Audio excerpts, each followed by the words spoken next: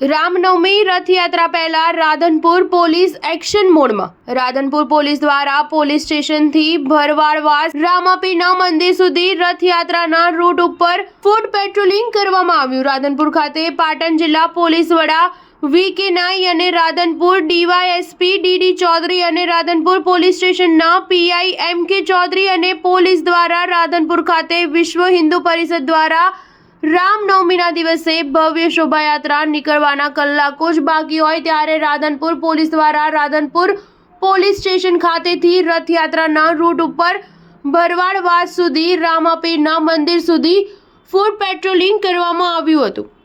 પાટણ જિલ્લાના મોટી સંખ્યામાં પોલીસ જવાનો જોડાયા હતા। રાધનપુર ખાતે યોજાનાર રામનવમીની ભવ્ય શોભાયાત્રાની અંદર કોઈપણ જાતની અનિચ્છનીય ઘટના ન ઘટે તેને ધ્યાનમાં રાખીને પોલીસની કામગીરી પોલીસ દ્વારા રથયાત્રાના રૂટ ઉપર પેટ્રોલિંગ કરવામાં આવ્યું, જેમાં મોટી સંખ્યામાં પોલીસ જવાનો જોડાયા હતા। Star news 7 Patan.